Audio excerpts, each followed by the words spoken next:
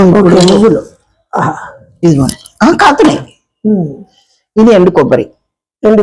ఎండు కొబ్బరి ఇలా తురిమి పెట్టుకొని, నువ్వులు వేయించుకొని, ఎండుమిర్చి, వెల్లుల్లి, వీటిని మనం ఇప్పుడు గ్రైండ్ చేసుకుంటాం. ఓకే, గ్రైండ్ చేసుకుందామా మరి? రైట్.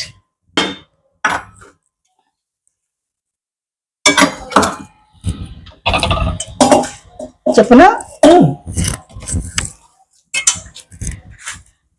ఇదిగోండి ఇలా ఎండుమిర్చి, దీంతో పాటు వేయించుకున్న జీలకర్ర అన్ని ఇందులో వేసాం.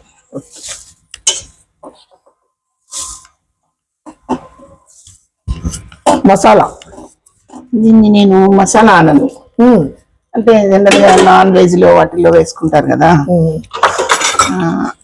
అలాంటి మసాలా కాదు. దీని ముందు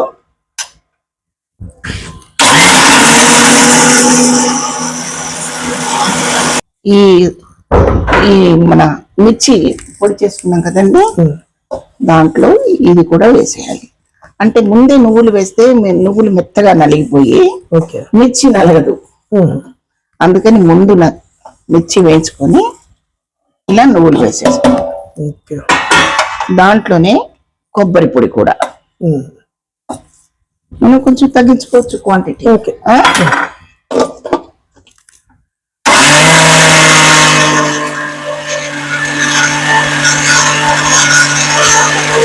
ఉప్పు కూడా చూసుకొని వేసుకోవాలండి. మనం ఎంత మంచి కూరైనా ఉప్పు అసలు లేకపోయినా ప్రమాదం, ఎక్కువైపోయినా చూసుకొని జాగ్రత్తగా వేసుకోవాలి. నేను ఒక హాఫ్ స్పూన్ వేసాను, సరిపోతుంది అనుకుంటున్నాను నేను.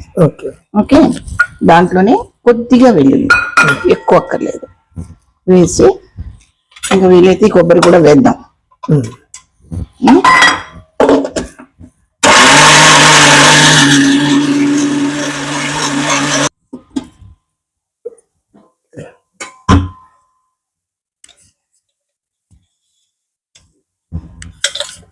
ఇదిగోండి ఇలా రెడీ చేసుకున్నాం కదా.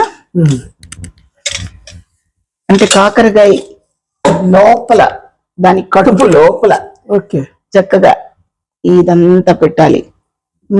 సూపర్, సువాసన వస్తుందమ్మా.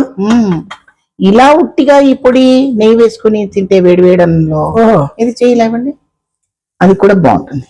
నెక్స్ట్ చేసి చెప్పండి కదా. సూపర్.